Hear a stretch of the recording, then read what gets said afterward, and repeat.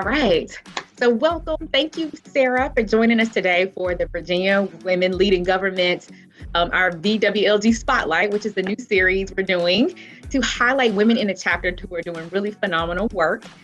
We have some leading ladies that we definitely wanted to make sure we spotlight. And so we're going to first start off with our chapter president, Ms. Sara Carter, and talk a little bit about your journey, your experiences. And so I'm going to go through some questions with you, and then you just kind of just share whatever's on your heart about your experiences that can help other leading women in our chapter in their career path and also in their personal journeys as well. So, yeah. So, all right, I'll start off first question is, what led you to your career in government and what is your current role? So I'm one of those weird people who actually have wanted to do this like as long as I can remember. Like I was in high school doing like model county government and going into the Virginia State General Assembly and watching stuff happen. And to then, I think he was a delegate then, John Watkins from Chesterfield, letting me come to his office for a couple of weeks when I was in high school. So I have really been interested for a long time. My father was really engaged in state and local government. And so I really wanted to do this particular job since I was in college. And I am currently serving as the town manager for the town of Amherst. Well, I'm sure the town of Amherst is so lucky to have you leading the way. And so tell us, what do you like most about your role? So one of the things that I really like is, for anyone who is a local government practitioner, you know that it is the local government where all the rubber hits the road. I mean, we've got lots of interesting things that happen nationally and so many things that drive policy at the state level, but it is at the local level that we help individual people. And that for me has always been the role of the public servant, is how do I use the knowledge and skills that I have gained to help citizens in my community live better lives and to really be able to self-actualize better. Our role in government is we can't make a place. What we can do is help people make the place better. A lot of times, sometimes people think, oh, I'm a leader, I'm going to make this happen. No, I'm not really going to make this happen. But what I'm going to do is take actions that are going to help other people be able to do what they do better. And that includes business owners and residents and, the garden club and my employees and all of that. Everyone works together to make great things happen. Mm-hmm. Yeah. I mean, it's just really the epitome of public service, that you are serving the public, not leading and doing your own thing, but how to, impact the lives of others positively, help them do what they do and live better. That's the thing. Yeah. So, but tell us some backstory about you. So where did you go to school? So I grew up in Chesterfield County and I went to college, went to William and Mary, and then I went to UVA for grad school. So I always say, like, I've got the Virginia Ivies under my belt for, done William and Mary and UVA. I always tell people, because people go like, wow, you went to William and Mary, you must be really smart. And I'll be like, I went to William and Mary and learned how many smarter people there are than you. That's how that worked. It was a very humbling experience and made me learn to work. That's what I got out of William and Mary. I think I had been pretty well up until I got there. And then I was like, oh, there's no more coasting now. Now we're going to actually have to learn to apply the brain we've been given. So that's been my experience. And I was really fortunate when I was in grad school, I had a HUD fellowship. So I got to work for the town of Leesburg while I was in grad school. Mm-hmm. And back and worked for Chesterfield County as a planner and did comprehensive planning and public facilities planning and all that good kind of stuff. And stayed home with children for a while, went back mm-hmm. to work for Cumberland County at the same time I got elected to the Board of Supervisors. Wow. So I have served both elected and appointed roles, and then got this job at the end of my term for the Board of Supervisors in Appomattox. So one of the things that really has been neat for me is being able to serve all these different roles, being able to be an elected official. I served on the BACO Board of Directors, so getting to know lots of folks across the state that way and seeing really how our different roles function. Going back to the idea of really being a servant in the chief administrative officer role is the idea of you've got an elected body who is setting a vision for their community, and their vision is coming directly from the electorate. So how is it that in this role I can best help them achieve that vision, achieve those goals that they've set forth for the locality? And so mm-hmm. having to do both of those things, be a goal setter and a vision setter, as well as being a person who actually does it, has been neat. Mm-hmm. Oh, wow. That is so interesting. And do you feel that what you learned in college, do you feel like you still use that today, or do you feel like more of your experiences come from just learning on the job and learning and staying connected to the community? Where do you feel like you learned the most and how it still applies today? So the place where I learned the most that I think really still applies today, I'm gonna be honest, my years in Chesterfield County, I was there for a total of 12 years. Mm-hmm. And for me, that foundational knowledge that I gained in Chesterfield, they had so many incredible training opportunities. We had a total quality movement. So, I mean, I was able to learn a lot about how quality works in an organization from a customer service perspective, as well as from a data measurement point of view, how to run meetings. We had a training program for how to do media relations, and I got to go through all of that when I was really young. I mean, I can remember being, in my early 20s and taking these classes about how to talk to the press. And there are things that I learned in those classes I still do regularly today. I mean, it just, there was this whole thing about, make sure that you know what you want to say and you just keep saying it, because if you're talking to the newspaper, at some point they've got to quote you saying something. So that's right. That's right. Things. That's right. One of those correct things is going to make it in the story. Indeed. As an extrovert, I think, I really needed to learn, say what you're supposed to say, and then shut up. Right. Short and sweet. That's it. Yeah, because extroverts will just keep on talking. Right.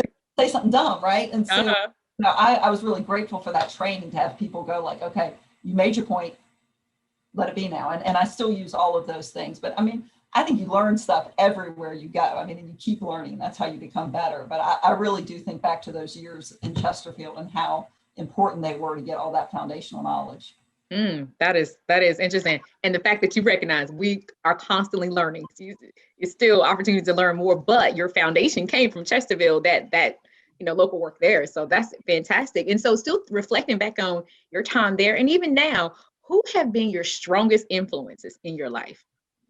So I was really fortunate in Chesterfield. I had a mentor, and Barbara has since passed, but she was a woman who was just an extraordinary person for helping other people be who they were. And, I'm a super type A driven kind of person. And the problem with type A driven kind of people is, my Myers-Briggs type, for those people who are Myers-Briggs people, it's like life's natural leaders. They're bossy people. I'm a bossy person. It's like, and driven people don't really pay that great attention to other people. And Barbara was a feeling person, and she was a person. And so she really helped me learn to temper that drive with consideration for other people.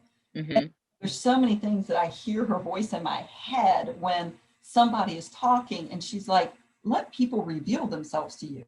Everybody wants to reveal themselves to other people if you just give them space to do it. Shut up. I feel like some of my really good lessons early in my career were all about, shut up.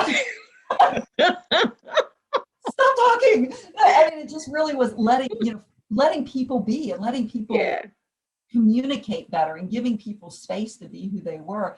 And I was always amazed. So working on comprehensive plans, you're trying to get people to really talk about what they see as the future for an area. And a lot of times we had people who were diametrically opposed to one another in the same room.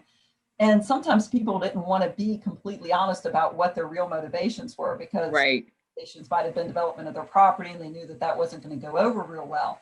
But it was so good at just teasing people's motivations out. And she did it by just having this complete non-judgmental persona.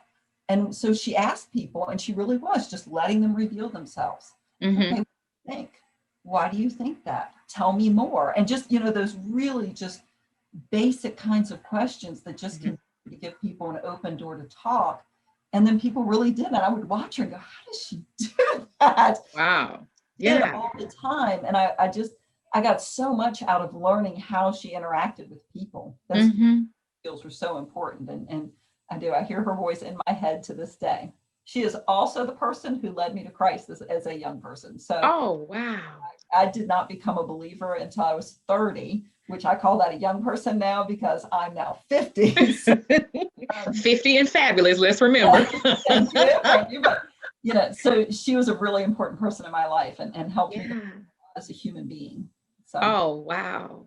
That is something. I think it's just something in the power of mentors and what people pour into you, and maybe you don't realize it as, that at that moment, but then you look back like, wow, because of you, I learned, how to lead, how to listen. I learned about Christ. It's so much that, mentors can contribute. Good mentors. Let's just be clear about that.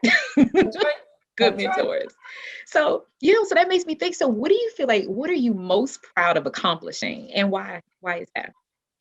So, and I think because of Barbara and because of the other people who really helped me in my career, the things that I am most proud of aren't actually anything that I've done. The things that I'm most proud of is when I have helped other people take that next career step, or when I have helped someone complete a project that they have not been able to get through for a long time. And that can be, back in Cumberland County, there was a guy who was trying to get these chicken houses constructed because he was a Tyson and he has under contract to Tyson. So he had poultry houses, and he was just feeling very overwhelmed by the regulatory environment and how it had changed over his 30 years of farming. And, people figure out how to do that. I mean, he's a family farmer bringing in his grandchildren into the family farm and being able to help somebody walk through that process and get of it to be able to do that is a really satisfying thing. And so a lot of times it's not these huge, oh, I oversaw this, $4 million project, as much as it's helping everybody get their part done. And so a lot of times that's the part that makes me feel better, is helping people just do their part. That is, yeah. Because I think sometimes some people have this view that leadership is just, oh yeah, I served in, these committees and I, this and that. But when it boils down to it, like you were saying, just a true public servant is just like, I was able to help you figure something out or make this process easier or explain, it's just the little thing to me. And I'm sure I'm not trying to minimize what his experience was, but it just seems like it's the little things that those will make the difference. And that makes you a leader doing that. Right. I mean, my perception of leadership has changed so much from when I started my career. I mean, when I started my career, I thought leadership was that kind of stereotypical version of, I'm going to go out and I'm going to solve this problem and I'm right. done, and I'm going to, and it was all about, the gravitas that me personally was going to bring to this thing. That's right. And, the older I get, the more my whole sense of accomplishment is so much based on what everyone else is able to do. Because I'm fulfilling a function that empowers other people. And so that can be our civic groups, empowering civic groups to do, arts in the community, empowering our garden club to be able to, take on the next project, helping folks get a parade going. I mean, anything like that is stuff that really has a lot more value than what one individual can do, because they think they can do so much. As an individual, I can do this much, but as an individual who empowers a bunch of other people, we can get a whole lot more done in town. I love that. The power of the collective. You're just planting seeds and encouraging people to do great things, and then it just multiplies the good work that can be done. So I love that. So now here's the opposite. Now, what about a challenging time in your career, and how did you solve it? So I will actually answer this by picking not something that was my appointed career. I'm going to pick my elected life. Okay. So when I ran for office, I was one of those folks that I ran very clearly on about a 4-point platform. I mean, I had a list. But even though I've become a softer kind of, boss person, there's a list, man. I'm going to get some stuff done. That's right. And I really was coming at this from the perspective of, when I was running, I communicated to folks, to voters, to constituents, if I am elected, this is the 4 set of things that I'm concerned about, that I believe our community needs. And that matches what the community ethic is, because I was running in Appomattox County. I didn't grow up in Appomattox County. I'd been there not quite 10 years at the time when I ran for office. So does this match the ethic of the community? Am I appropriately reflecting what people are concerned about or not? Right. So I was elected with 78% of the vote. So the answer was yes, I was representing what people were. So when I got on the board, I was coming onto a board that was all people who had been really long-term involved in politics in the county.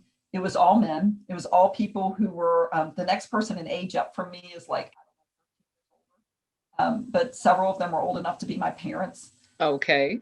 And so the challenge really became, how do I be the person who advocates for all the things that the voters said they wanted, that I ran on, and get those done, yet still be a team player with people who honestly, I didn't feel like I had a lot of connection with when I got on. I mean, you know, I knew several of them, but I wasn't close personally with any of them. These weren't folks I had grown up with. These weren't my friends' parents. These were folks that, you know, I kind of peripherally knew. Right. But I really did, more than any other time in my career, feel this real gap between who I was as a person and who the people that I needed to interact with were as people. And right. trying to figure out how to manage that really was a challenge for me. I just, you know, I spent the first 6 months really, really aggravating people. I mean, so bad. 6 months just coming in with, here's the data, here's what the citizens said they want, this is the way we should vote on this. That's right. And being aggravating and really, really alienating people. And even people who had been on the board who had told people they should vote for me were then like, on second thought. Thank you very much. And so, yeah. But the funny thing is one of those people that, you know, of course, that was a staggered board. And so the whole, you know, you get the changeover every 2 years. And so I was the one new person. And, you know, that first year was kind of rocky, but by the end of the second year, when one of those folks was leaving the board, I mean, the joke was that was my board husband. I mean, he was, I'm not bored, I'm on the board. Right. And, you know, this is my work wife. Yeah. And I mean, and it became this joke because he and I would just tag team everything by the time he had gotten off the board. And not that we always agreed on stuff, but we would have conversations, and I'd have conversations with other board members, and he'd have conversations with other board members. And there really did develop this relationship, this set of relationships that functioned on that board really beautifully. So it was kind of fun how it ended up, but gosh, it took a solid 9 months to get over, you know, just the way I am and the way they were. And right. You're not from here, and you know. Yeah, because I bet they were like, okay, now here's this young lady coming with these new ideas. Like, wait, kind of like a threat, right? It's a threat to the old. And not playing the way everybody else played. Right, right. You know, they would all have conversations amongst themselves, and people might vote negative to something that someone else did, but they never made a public presentation of it. And I did. Because I really felt strongly going in that if there's a viewpoint to be represented, if I just vote no, I'm not really representing that viewpoint. It actually needs to be explained why somebody voting no. So there was always this explanation about this is what the numbers are, this is what needs to be done, the vote is this. And so it felt to them very disruptive and in their face compared to what things had been in the past. Right. Yeah. So it was. I could see how that was a bit challenging. Yeah. Wow. So with all of your accomplishments and just where you are in life today and the challenges you face, what advice would you give the 20-year-old you who is probably still in college trying to find your way? What advice would you give to that 20-year-old you? That advice is the same advice I would give to the 25-year-old me, the 30-year-old me, the 40-year-old me. It's really something that I really only started to master in my 40s. And that is, you will only truly feel and be successful when you are authentically your best self. My Love that. 20s and 30s were really spent in so many ways trying to be what I thought was correct.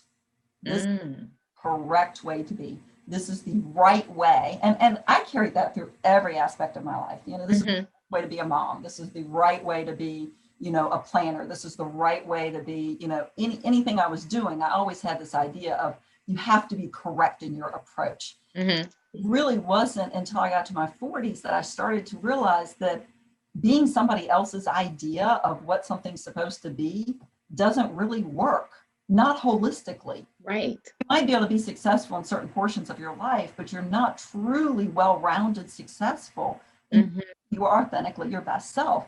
And, you know, I spent a lot of time trying to tamp down my loud laughter. And I spent a lot of time trying to tamp down my spazzo personality and to get to my 40s and go like, you know what? Sorry, folks. It is what it is. If I am in the room, you are going to hear the laughter. You are going to see the spazzy behavior. I'm going to flit around like a little butterfly.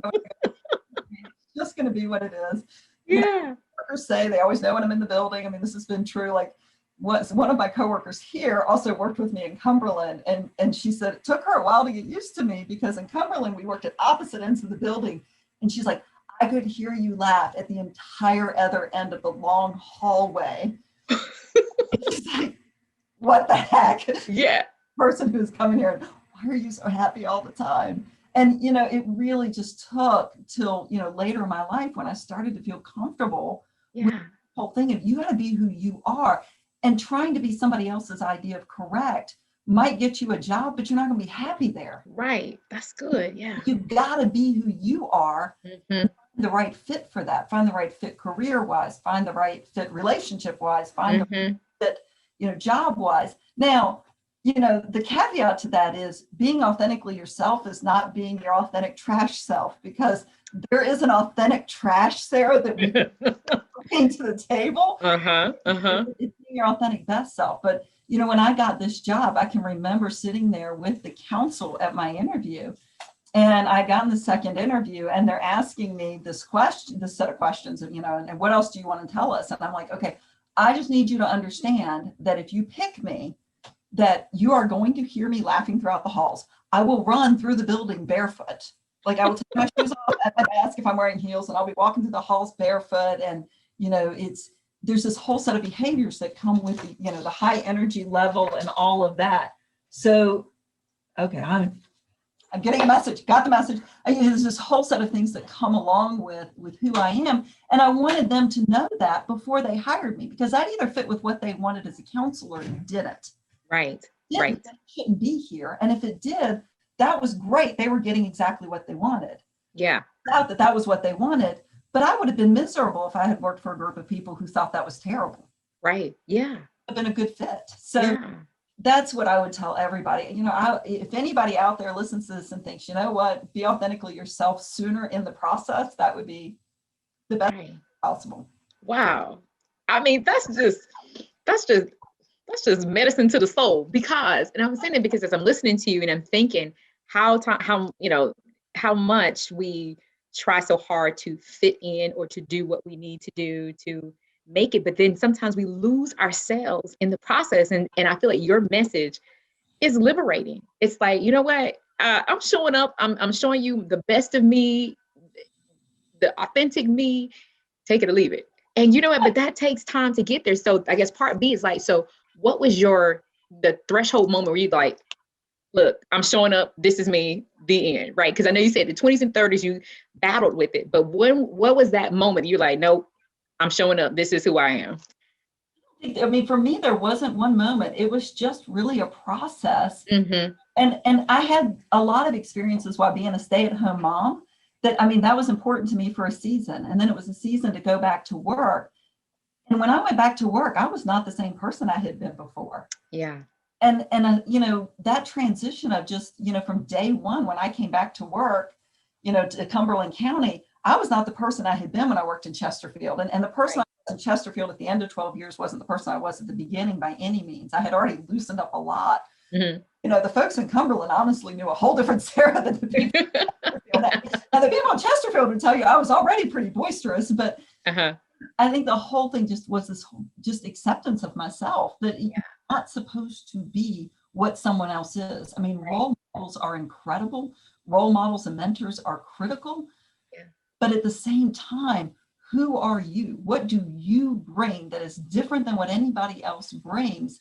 And what does that do for the organization you're in? Right. It's not about being somebody else's picture of good. And your place is only stymied when you're focused on somebody else's image of good. And I'm really impressed with people who figure these things out about what they want sooner, because I had a position in mind, didn't have a mental place in mind. I always knew I wanted this kind of job, but my picture of what this was going to be, it doesn't look anything like what it is. the picture was this position. Yeah. And now the mental place, the space where I live is completely different than that. And, I love my folks that I know who sit there and say, like, when we ask them, they're ending the, Virginia Tech program. I've gotten to teach in that program once, and it's really neat because I was asking this one graduate of the certificate program, like, so, what do you want to do? Where do you want to end up? And they were like, what I learned out of this program? I don't ever want to have your job. I'm going to be the daggone department director anybody ever saw. Oh, no. But I love the fact that it was like that experience helped them figure out their place in their space. What is it they enjoy about the job? Where can they best serve? And that's what it should be about is figuring out where you as a person are empowered and enabled and where do you sparkle? That would be my question. Where do you sparkle? And when do you bring other people sparkle? Because that should be where you're serving, not where you're going like, oh, I have this picture in my head. Right. Oh, this is good, Sara. Wow. Listen, I'm just a sponge over here, like, oh, soaking all this in. This is such good information. And so the last thing, just to round us off here, because I just feel the joy and just the motivation from your journey, your experiences, and how much you passing this on to others, which is such a blessing, I believe. So what would you say, last question, what quote inspires you or brings you joy? Okay, so I always have the same answer to this. So I'm very boring in this regard, but my life Bible verse is 1 Peter 4:8. Okay. It is, above all else, love each other deeply, for love covers over a multitude of sins. And for me, what that means is we are all running around in our own little bubbles, and we can be filled with disregard for what other people are dealing with, what they're feeling, their experiences, their background. And the only way we can really overcome our careless disregard for what other people experience and feel is demonstrating deep and abiding love.